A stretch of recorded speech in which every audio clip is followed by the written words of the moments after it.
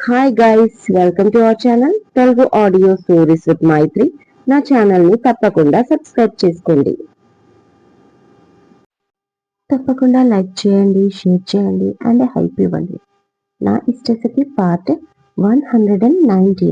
ఇక లేట్ చేయకుండా స్టోరీలోకి వెళ్ళిపోదాం. దీని యాక్టింగ్ తర్వాత ముందు సోమేష్ కాల్ చేసి స్కామ్ విషయం ఏం చేశాడో అడగాలి. లేకపోతే వాడితో పాటు మనం కూడా పట్టుబడిపోతాం అని పద్మజ అనగానే, కరెక్టే కాని చిన్నదిన, నేనైతే ఏమి చేయలేదు ఈ విషయంలో అని షర్మిల అనగానే సీరియస్ గా చూసింది పద్మజ. ఏంటి నన్ను ఇలా చూస్తుంది, కొంపతీసి మొత్తం నాన్నెత్తికే అంటిస్తుందా ఏంటి అని గాబరా పడుతూ దూరం జరిగి కూర్చుంది షర్మిల. అంటువ్యాధి ఏదో అంటుకుంటేందేమో అన్నట్లుగా ఉంది ఆమె బిహేవియర్. మరి ఎవరి అకౌంట్ లోకి వెళ్ళింది, అమౌంట్ తెలిసిందా అడిగాడు దేవాంశ్. లేదన్నయ్య, అదే తెలియాల్సి ఉంది. అదొక్కటి తెలిస్తే దీని వెనకాల ఎవరున్నారో పట్టుకోవడం పెద్ద పని కాదు మనకి అన్నాడు సుశాంత్. దాని గురించి తర్వాత తెలుసుకోవచ్చు, ముందు టిఫిన్ తినండి, చల్లారిపోతుంది అంటుంది ఈషిక. ఆమె మాటకి నవ్వేశారు ఇద్దరు. ఏంటి మినిస్టర్ గారు మీరు మాట్లాడేది? 120 కోట్లు ఇచ్చాక కూడా ఇంకా నా కూతుర్ని వాళ్ళకెందుకు ఇవ్వాలి అడిగాడు సోమేష్. చూడు సోమేష్, ఆవేశంతో ఆలోచించకు. నువ్వు చేసిన పని మామూలుది కాదు. సులేమాన్ పవర్ ఎంతటి రాక్షసుడో అందరికీ తెలుసు. అలాంటి వాడితో నువ్వు ఒక డీల్ కుదిరించుకున్నావు. నువ్వు అనుకున్నది జరుగుతుందో లేదో తర్వాత విషయం. కానీ అతని మేనల్లుడు మాత్రం నీ ఫామ్ హౌస్ లో శవమై కనిపించాడు. దీనికి నీకు లింకు ఉందా అంటే అతను ఉంది అంటున్నాడు అని మినిస్టర్ అనగానే, లేదు మినిస్టర్ గారు, నాకు దానికి అసలు లింకే లేదు. ఆ శవం ఎలా వచ్చిందో నాకు తెలీదు. నీకు తెలుసు కదా, అయినా నేనెందుకు అతన్ని మర్డర్ చేస్తాను? ఒకవేళ చేశానే అనుకుందాం, పోయిపోయి నా ఫామ్ హౌస్ లోనే ఎందుకు పూడుస్తాను? అది అర్థం కావట్లేదా ఆ పవర్ కి అని అడిగాడు సోమేష్ కోపంగా. నాకు తెలుసు అదంతా. ఇది తెలియాల్సింది సులేమాన్ పవర్ కి, నమ్మాల్సి కూడా ఆయనే, నేను కాదు. నేను సెటిల్మెంట్ కి వెళ్తే నిన్ను నీ కూతుర్ని చంపేస్తాను అని తెగ రెచ్చిపోయాడు. అసలు నా మాట వినలేదు. అది ఇది చెప్పుకుంటూ ఫైనల్ గా ఒక సెటిల్మెంట్ కి తీసుకొచ్చాను. అయితే ఇందులో డబ్బు ప్లస్ నీ మీద కేసు తీయడమే కాక మరొక కండిషన్ కూడా పెట్టాడు. అదే ఇది, అతని చిన్న కొడుక్కి నీ కూతుర్ని ఇవ్వాలి. ఈ విషయం నీకు తర్వాత చెప్పమన్నాడు. సో నేను చెప్తున్నాను అని మినిస్టర్ అనగానే, లేదు మినిస్టర్ గారు, నా కూతురికి వేరే సంబంధం చూస్తున్నా అన్నాడు సోమేష్. అలా అనగానే, ఆ సంబంధం పోయినట్లుంది కదా. అదే ఆ మధ్య మీడియాలో కూడా వచ్చింది, మిఠాల్ ఫ్యామిలీ వాళ్ళ సంబంధమే కదా, ఆ అబ్బాయి ఆల్రెడీ పెళ్లి చేసుకున్నవాడే కదా అనగానే, ఆ సంబంధం కాదు, ఇంకొక సంబంధం. నా కూతురు ఎక్కడ హ్యాపీగా ఉంటే అక్కడ, అది వదిలేయండి. ఈ పవర్ సంగతి ఏంటి ముందు తేల్చండి అన్నాడు సోమేష్. తేల్చడానికి ఏం లేదు, అతను ఈ మధ్య పాలిటిక్స్ లోకి వచ్చాడు కదా, అందుకే తన రౌడీ ఈజాన్ని వదిలేసి ఇక ఫుల్ టైం పాలిటిక్స్ లోనే కొనసాగాలని చూస్తున్నాడు. దానికోసమే ఈ ఎత్తు అని మినిస్టర్ అనగానే, ఎన్ని ఎత్తులైనా వేసుకోమను, కానీ నా జోలికి రాకుమను అని సోమేష్ గట్టిగా అనగానే, అంత దూకుడుగా మాట్లాడకు సోమేష్, అతను మంచి వ్యక్తి కాదు. ఇప్పుడు మనతో డీల్ కుదిరించుకున్నాడు. ఒకవేళ నువ్వు నీ కూతుర్ని ఇవ్వను అంటే అతను ఏదో రకంగా ఈ కేసుని బయటికి తీయిస్తాడు. ఇప్పుడు అతనికి పాలిటిక్స్ పవర్ కూడా ఉంది. తర్వాత నీ ఇష్టం అన్నాడు మినిస్టర్. అదేంటి మినిస్టర్ గారు, ఒక డీల్ కుదిరించుకున్నాక దాన్ని బ్రేక్ ఎలా చేస్తాడు అతను అని కోపంగా అడిగాడు సోమేష్. అయ్యో సోమేష్, నీకు బిజినెస్ తప్ప రౌడీయిజం గురించి తెలీదు. మనం ఏమైనా న్యాయపరమైన పనులు చేసి అగ్రిమెంట్ చేసుకొని సిగ్నేచర్లు పెట్టుకున్నామా? మనవి చీకటి ఒప్పందాలు, వీటిని దాచుకోలేం, అలా అని బయటికి చెప్పుకోలేం. నీకు అర్థమవుతుందా? నీ జోలికి నీ కూతురు జోలికి రాను అని అతను మాటపై ఉన్నంత కాలమే మనం క్షేమంగా ఉంటాం. లేకపోతే అనగానే, అదేంటి మినిస్టర్ గారు, ఒకటి కాదు రెండు కాదు, అన్ని కోట్లు ఇచ్చా కూడా మీరు ఈ మాట మాట్లాడితే ఎలా అని సోమేష్ అడిగాడు. అదంతే. ఇప్పుడు ఆ రౌడీ ఇమేజ్ ని చెడిపేసుకోవడానికి ఒక బిజినెస్ మ్యాన్ ఇంటి నుంచి అతని కూతుర్ని తన కొడుక్కి చేసుకుంటే ఇక తనకు మంచి ఇమేజ్ వస్తుంది, జనాలలో కూడా మంచి పేరు ఉంటుంది అని తహతలాడుతున్నాడు. కాబట్టి నీ కూతురు షీలాని అతని చిన్న కొడుక్కి చేసుకోవాలని ముచ్చట పడుతున్నాడు. ఇప్పుడు నువ్వు ఒప్పుకుంటే నీ లైఫ్ బాగుంటుంది. ఒకటి గుర్తుంచుకో, అతను పెద్ద రౌడీ. అతను మాట మార్చాడు అన్న గ్యారంటీ ఏంటి అని అడిగాడు ఆ మినిస్టర్. అది కాదు మినిస్టర్ గారు, ఒక రౌడీ కొడుకు ఇచ్చి నా కూతురి పెళ్లి ఎలా చేస్తాను? తన కోసం మంచి సంబంధం చూస్తున్నాను. మొన్నే ఎంగేజ్మెంట్ బ్రేక్ అయి తను ఎంతో బాధపడుతుంది. ఇంకా అంతలోనే ఒక రౌడీ ఇంటికి కోడలుగా పంపించాలా అని కోపంగా అడిగాడు సోమేష్. తప్పదు సోమేష్, ఎందుకంటే ఇప్పుడు కాదు, నువ్వు వాడికి సుపారీ ఇచ్చినప్పుడే వాడి చేతికి చిక్కావు. ఇక వాడు కన్నెర్ర చేస్తే నువ్వు నీ కూతురు మాడి మసైపోతారు. ఇక వాడు చెప్పమన్న మాట నేను నీకు చెప్తున్నాను. తర్వాత నీ ఇష్టం. ఇదివరకే చాలా నచ్చ చెప్పాను. కాంప్రమైజ్ కి వస్తే ఫోన్ చెయ్యి, వాడికి చెప్తాను. కాదు కూడదు అంటే మీరు చూసుకోండి, మధ్యలో నన్ను అనకండి అంటూ కాల్ కట్ చేశాడు చేతులెత్తేసిన మినిస్టర్. అదేంటి ఈ మినిస్టర్ ఇలా మాట్లాడుతున్నాడు? అంటే ఇప్పుడు నా కూతుర్ని నా చేతులతో ఒక రౌడీకి ఇచ్చి పెళ్లి చేయాలా? ఇందుకేనా 120 కోట్లు వాడికి ఇచ్చింది? ఇదెక్కడి గొడవరా బాబు? ఇప్పుడే కదా కాస్త ప్రశాంతంగా ఊపిరి తీసుకుంటున్నాను, అంతలోనే మరొక గందరగోళం మొదలయ్యింది నాకు అని సోమేష్ ఆలోచనలో పడ్డాడు. మరోవైపు నేను కదిర్ని మాట్లాడుతున్నాను, నీతో మాట్లాడాలి. కాఫీకి వస్తావా, డిన్నర్ కి వస్తావా అంటూ షీలాకి ఒకటే ఫోన్లు వస్తున్నాయి. కదిర్ ఎలా ఫోన్ చేస్తాడు? సులేమాన్ పవర్ మేనల్లుడి పేరు కదిర్ అవ్వడంతో గ్యారంటీగా వాడి దయ్యమై ఉంటుంది అని మరొక పక్క షీలా భయపడిపోతుంది. మరి వీళ్ళ కన్ఫ్యూజ్ కి క్లారిటీ ఎప్పుడు వస్తుందో వేచి చూద్దాం. అందరూ టిఫిన్ చేసి వెళ్లిపోవడంతో గిన్నెలు తోముతున్న రసగుల్లాని, సార్ మీ పని అయిపోగానే మీ రూమ్ లో టిఫిన్ రెడీగా ఉంటుంది, వెళ్ళి తినండి మీరు అంటుంది తమన్నా ఇలియాస్ దీపిక ట్రే పట్టుకొని. అదేంటమ్మాయి, మీరు అవుట్ హౌస్ కి వెళ్ళి అక్కడ భోజనం చేస్తున్నారా? ఇక్కడ కిచెన్ లో టేబుల్ కనిపిస్తుంది కదా, ఇక్కడ మీరు తినొచ్చు, ఏం ప్రాబ్లం లేదు అంటుంది అప్పుడే కిచెన్ లోకి వచ్చిన ఉమా. అంట్లు కడుగుతున్న రసగుల్లా ఆమె మాట విన్నాడు కానీ ఆ వైపు చూడలేదు. పర్లేదు మేడం, మాకు అవుట్ హౌస్ లోనే కంఫర్ట్ గా ఉంది అని తమన్నా అనగానే, అది కాదమ్మాయి, అక్కడికి వెళ్ళడం ఎందుకు, మళ్ళీ ఇక్కడికి కదా మీకు వర్క్ ఉండేది, అందుకే ఇక్కడేనండి, ఏం ప్రాబ్లం లేదు, ఈ ఏరియా మొత్తం మనమే యూజ్ చేసుకోవచ్చు, ఎలాంటి అబ్జెక్షన్ రాదు అంటుంది ఉమా. ఓకే మేడం, నాకు తెలియదు కదా, థ్యాంక్ యూ అంటూ సార్ మీకు ఇక్కడ టిఫిన్ పెడుతున్నా అంటూ ఉండగా, ఒరే దత్తు, నా దత్తా ఎక్కడున్నావురా, పొద్దున్నుంచి ఒక్కసారి కూడా కనిపించలేదు అని వినిపించింది డైనింగ్ ఏరియా నుంచి ఒక వాయిస్. అప్పటి వరకు అంట్లు తోముతూ ఉన్న పరమానందంకి తన వంటిని ఎవరో పీచుతో తోముతున్నట్లుగా చిరాకుగా ఫేస్ పెట్టుకొని, ఆ ఏంది అని గట్టిగా అరిచాడు. సార్ డీసెన్సీ, ఇక్కడ మనం ఏం వర్క్ వచ్చామో మర్చిపోయారా అని పక్క నుంచి తమన్నా గుర్తుకు చేయగానే లాయర్ చెప్పిన విషయాలు గుర్తుకొచ్చిన పరమానందం, సార్ ఐఎమ్ కమింగ్ అంటూ పరిగెత్తుకుంటూ వెళ్ళాడు కిచెన్ నుంచి డైనింగ్ ఏరియాకి. అక్కడ ఒక చైర్లో కూర్చున్న సంజయ్ దత్ ఇలియాస్ జాన్ మరొక చైర్లో కాళ్ళు పెట్టి ఊపుతూ, ఏం చేశావురా టిఫిన్ కి అని అడిగాడు. ఆ మాట వినగానే చాలా కోపం వచ్చింది పరమానందంకి.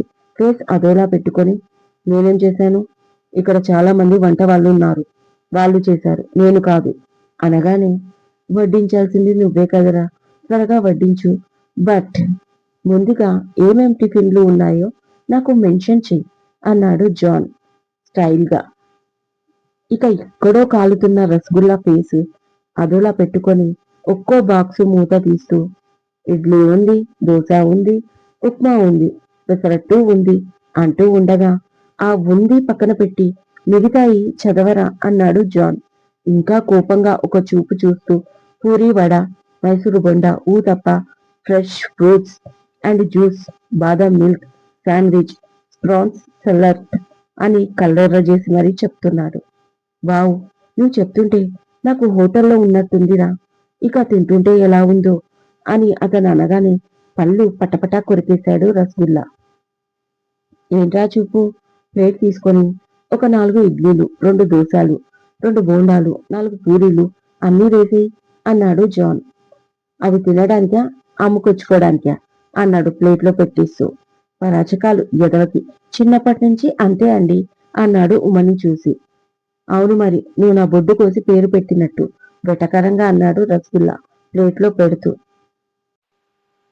అవును, ఇన్ని వండారెందుకండి, ఇంట్లో మనుషుల కంటే ఫుడ్ మెనూనే చాలా పెద్దగా ఉంది అని జాన్ అనగానే, ఈ ఇంట్లో రోజు ఇలాగే వండుతారు బాబు, ఎవరికి ఇష్టమైన వాళ్ళు తినొచ్చు బాబు అంటూ రసగుల్లా వైపు చూసింది ఉమా.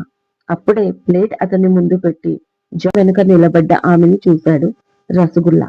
ఇక ఇద్దరు ఒకరినొకరు చూసుకున్నారు. అప్పుడు, ఏంటమ్మా నువ్వు చెప్పేది, ఆ ఈషిక ఇంటికి తిరిగి వచ్చినా ఇంకా ఎంక్వైరీ చేస్తున్నారా కంపెనీ స్కామ్ గురించి అడిగాడు సోమేష్. అదే కదా మీకు చెప్తున్నాను, ఏం చేద్దాం అనుకుంటున్నారు అడిగింది పద్మజ. నేనేం చెయ్యను, ఏది జరిగితే అదే జరుగుతుంది, నిండా మునిగిన వాళ్ళకి ఇక చలి ఉండదు అన్నాడు సోమేష్. అదేంటి అన్నయ్య గారు అలా అంటున్నారు, ఆ అకౌంట్ కోసం మా తమ్ముడిది వాడాను, మరి ఇప్పుడు మా తమ్ముడు ఇరుక్కుంటాడు కదా ఈ కేసులో అని పద్మజ అనగానే, అది నా ప్రాబ్లం కాదమ్మా, ఆల్రెడీ పెద్ద ప్రాబ్లం నుంచి ఇప్పుడిప్పుడే బయటపడుతున్నాను, ఇంకా మరొక ప్రాబ్లంని నేను ఫేస్ చేయలేను అని సోమేష్ అనగానే, అదేంటి అన్నయ్య గారు అంత మాట అంటున్నారు, ఇప్పుడు ఈ విషయం మా ఇంట్లో వాళ్ళకి తెలిస్తే నా పరువు పోదు, నా భర్తకు తెలిస్తే నా ముఖం చూస్తాడా అంటుంది పద్మజ. అబ్బో, దయ్యాలు వేదాలు వల్లించడం అంటే ఇదేనేమో అని మనసులో అనుకుంటూ, అప్పుడెప్పుడో ఇలాగే నేనొకసారి అంటే నన్నేం చేయమంటారు అన్నయ్య గారు, గుట్టుగా సంసారం చేసుకుంటున్న గృహిణిని అని ఒక డైలాగు చెప్పినట్లు గుర్తు అన్నాడు సోమేష్. అవును మరి, గుట్టుగానే సంసారం చేసుకుంటున్నాను, ఇందులో నా తప్పెంతుందో నీది అంతే ఉంది అని పద్మజ అనగానే, అదే చెప్తున్నాను చెల్లాయి, నాది మీది సమానం ఉంది కాబట్టి నేనేమీ భయపడట్లేదు, మీరు కూడా భయపడకండి అన్నాడు తేలిగ్గా సోమేష్. అది కాదు, నా కొడుకు ఈ విషయం తెలిస్తే నా పైన మనసు విరిగిపోతుంది, ఏదైనా చెయ్యండి అన్నయ్య గారు, కావాలంటే ఇంకా డబ్బు ఏర్పాటు చెయ్యమన్నా చేస్తాను అని పద్మజ అనగానే, ఆ డబ్బు నా దగ్గర లేక, కాకపోతే మీ తమ్ముడు పంపించిన ఆ నేపాలీ వాడు ప్రస్తుతం ఎక్కడ ఉన్నాడో నాకు తెలీదు, ఒకవేళ ఇదివరకు చెప్పినట్లు దేవాంశ్ వాళ్ళ అండర్లో వాడు ఉంటే నేను కూడా ఏమీ చెయ్యలేను అని సోమేష్ అనగానే, అదేంటి, నేపాల్లో వాణ్ణి వెతికిస్తాను అన్నారు కదా ఆ రోజు అడిగింది పద్మజ. ఆ వెతికించడం కూడా జరిగింది లేమ్మా, ఇది వరకు నువ్వు అడగలేదు కాబట్టి చెప్పలేదు, అతను ఉత్త తాగుబోతూ అంట, అసలు బాధ్యత లేకుండా దేశాలు పట్టుకొని తిరుగుతాడు అంట, ప్రస్తుతం వాడెక్కడున్నాడో కూడా కనీసం వాళ్ళ ఫ్యామిలీకి తెలియదు అంట, వాళ్ళు అసలే పట్టించుకోక చాలా సంవత్సరాలు అయ్యింది అని చెప్పారు. ఇక నేను వెతికించడం అక్కడే ఎండ్ అయిపోయింది, ఇక నేను మాత్రం ఏం చెయ్యాలి, ఈ ప్రాబ్లం కోసం నేను కూడా నా బిజినెస్ మానుకొని నా కూతుర్ని వదిలేసి దేశాలు పట్టుకొని తిరగాలా ఏంటి అన్నాడు సోమేష్. ఏదో అనుకుంటే ఏదో జరిగింది, ముందు నా కొడుకు ఈ విషయం తెలియకుండా చూసుకోవాలి, ఒక్కసారి వాళ్ళ కళ్ళల్లో నేను చెడ్డగా పేరు వస్తే అది ఎప్పటికీ పోదు అని భయపడుతూనే కాల్ కట్ చేసింది పద్మజ. ఏమంటున్నాడు వదినా అడిగింది షర్మిల. వాడికి ఏం తెలీదు, ఏం జరిగినా నేనేం చెయ్యలేను అంటున్నాడు, నాకేం చేయాలో అర్థం కావట్లేదు షమ్మి అంటుంది పద్మజ. అందుకే మొదటి నుంచి చెప్తూనే ఉన్నాను, నువ్వే నా మాట వినలేదు అని షర్మిల అనగానే ఆశ్చర్యపోయి, ఏం మాట్లాడుతున్నావు, నువ్వే కదా ఆ ఈషిక అంటే నీకు నచ్చదు అన్నావు అని అడిగింది పద్మజ. అయ్యో వదిన, నేనేం మాట మార్చాను, ఇప్పుడు కూడా అదే మాట అంటున్నాను, నాకు ఆ ఈషిక అసలు నచ్చదు అనగానే, మరి ఈ విషయంలో మన పాత్ర ఉందని తెలిస్తే అనగానే, ఏ పాత్ర, నా పాత్ర ఏమీ లేదు, ఏదో నువ్వు చెప్తే నేను వింటూ కూర్చున్నాను అంతే అని షర్మిల అనగానే, అదేంటి, ఆ నేపాలీ అబ్బాయిని మాట్లాడింది నువ్వే కదా అని పద్మజ అడిగింది. అవును, నువ్వే చెప్పావు కదా, ఒక మనిషి కావాలి, అతను ఏం చెప్పినా చెయ్యాలి, ఆ తర్వాత మళ్ళీ మన ఏరియాలో కనిపించకూడదు అని. దాంతో మా ఫ్రెండ్ వాళ్ళ ఇంటి వాచ్మెన్ లాగా పనిచేస్తున్న ఓ నేపాలి అతన్ని మాట్లాడి తీసుకొచ్చాను. వాడు పెద్ద తాగుబోతు అని పనిలోంచి తీసేస్తే వాటికి డబ్బు ఆశ చూపించి ఇక్కడికి పట్టుకొచ్చాను. మనం చెప్పిన పనికి సరే అన్నాడు. మా ఏరియాలో నువ్వు కనిపించకూడదు, కనిపిస్తే పోలీసులు పట్టుకుపోతారు అంటే డబ్బు లేక మీ దేశంలో పడి ఉన్నాను. లేకపోతే నాకేం పని ఇక్కడ? ఎప్పుడో నేపాలి వెళ్ళిపోయేవాణ్ణి. మీరు వెళ్ళడానికి డబ్బులు సమకూరిస్తే మీరు మళ్ళీ రమ్మన్నా నేను తిరిగి రాను అని పలికాడు. దాంతో వాడికి 3 లక్షలు ఇచ్చి మనం పని చేసుకున్నాం. అయితే వాడు మళ్ళీ వచ్చాడంటనా అడిగింది గాబరా పడుతూ షర్మిల. మళ్ళీ రావడం కాదు, అసలు ఇండియా దాటి వెళ్ళలేదు. ఆ లోపే దేవాంశ్ మనుషులు వాణ్ణి పట్టేసుకున్నారంట అని పద్మజ అనగానే గుండె బద్దలైనంత పని అయింది షర్మిలకి. ఇక నెక్స్ట్ ఆమెకి తన కాలు చెయ్యి ఆడలేదు భయంతో. ఆఫీస్ లో ఉన్న దేవాంశ్ ఈషికాకి కాల్ చేశాడు. కాల్ లిఫ్ట్ చేయగానే ఇప్పుడే మిమ్మల్ని తలుచుకున్నాను, మీరు కాల్ చేశారు అంటుంది ఈషిక. అవునా, మిస్ యూ అనా మిస్ యూ అనా అడిగాడు కొంటెగా దేవాంశ్. రెండు కాదు, నైట్ నా మెడలోంచి తీసిన తాళిని ఎక్కడ పెట్టారు అది వెతుకుతున్నా, ఎవరూ చూడలేదు కాబట్టి సరిపోయింది అని ఈషిక అనగానే నైట్ మనల్ని ఎవరు చూస్తారు? నేను నిన్ను, నువ్వు నన్ను చూడాలి తప్ప ఆ టైంలో అన్నాడు దేవాంశ్. మహాశయ, మనల్ని మనం చూసుకోవడం గురించి కాదు, నా మెడలో ఉండాల్సిన ఎల్లో థ్రెడ్ లేదు అని ఎవరు చూడలేదని. ఐ మీన్ అది లేదు కదా, అమ్మమ్మ గారు చూడలేదు. అర్థమైందా? ఒకవేళ అమ్మమ్మ గారికి తెలిస్తే నన్ను తిట్టిన తిట్టకుండా తిడుతుంది. అలా అని దానికి కారణం నేను కాదు మీరు అని ఆ మాట కూడా చెప్పలేను నేను అంటుంది ఈషిక. దాచుకోవడం ఎందుకు ఇష్టం చెప్పు, నేను నిన్న నైట్ నాకు గుచ్చుకుంటుందని తీసేశాను అని దేవాంశ్ అనగానే సిగ్గుల మొగ్గగా అయిపోయింది ఈషిక. అలా చెప్పుకోలేం కదా బాబు అంటుంది. ఓకే ఓకే సిగ్గుపడు, ఇప్పుడే నైట్కి ఎలాగో నేను నిన్ను సిగ్గుపడనివ్వను కదా. ఇంతకి దొరికిందా అడిగాడు దేవాంశ్. లేదు, ఎక్కడ పెట్టారో చెప్పండి అంటుంది ఈషిక. చెప్తాను, మరి నాకేంటి అన్నాడు. రాత్రికి కావలసినన్ని ఇస్తాను అంటుంది ఆశ పెడుతూ ఈషిక. నువ్వేంటి ఇచ్చేది, నేనే కదా అన్ని తీసుకుంటాను అన్నాడు. అవునా, ఇప్పటి వరకు నేను అలగలేదు కదా. మీ దగ్గర ఎప్పుడైనా కోపం వచ్చి అలిగినప్పుడు అప్పుడు రండి నా దగ్గరికి, నేనేంటో మీకు తెలుస్తుంది అంటుంది ఈషిక. ఫస్ట్ అయితే ఆ 3 రాత్రులు కంప్లీట్ గా గడపనివ్వండి మేడం, ఆ తర్వాత ఎలాగో తప్పదు. రోజంతా ఎలా ఉన్నా రాత్రి అవ్వగానే నాకు తప్పదు కదా మీ కాళ్ళు పట్టుకోవడం అని దేవాంశ్ అనగానే కిలకిలా నవ్వేసింది ఈషిక. సతాయించింది చాలు, కానీ ఇప్పుడు చెప్పండి, ఎక్కడుంది నా తాళిబొట్టు అడిగింది ఈషిక. పాకెట్లో అన్నాడు దేవాంశ్. అదేంటి, అది పట్టుకొని ఆఫీస్కి వెళ్ళిపోయారా మీరు? ఇప్పుడు నేనేం చెయ్యాలి? అక్కడికి రావాలా ఏంటి అంటుంది నీరసంగా బెడ్పై కూర్చొని ఈషిక. అప్పటి వరకు వెతికి వెతికి అలసిపోయింది పాపం. మీరెందుకు రావడం, నేనే వచ్చేశాను అంటూ డోర్ ఓపెన్ చేసుకుని లోపలికి వచ్చాడు దేవాంశ్. ఆ టైంలో అతను రావడం ఆశ్చర్యంగా ఫోన్ పక్కన పెట్టేసి మీరేంటి ఈ టైంలో అంటూ పరుగున వెళ్ళి అడిగింది ఈషిక. మీకోసమే, మీరు చాలా సేపటి నుంచి వెతుకుతున్నాను అన్నారు కదా, అందుకే పరిగెత్తుకుంటూ వచ్చాను అనగానే మీ మాటలు నేను నమ్మేశాను, కానీ ముందు నా తాళిబొట్టు ఇవ్వండి అంటుంది. వెంటనే తన పాకెట్ నుంచి తీసి ఈషిక చేతిలో పెట్టాడు. అమ్మయ్య అనుకుంటూ మెడలో వేసుకొని భక్తిగా కళ్ళకు అద్దుకుంది.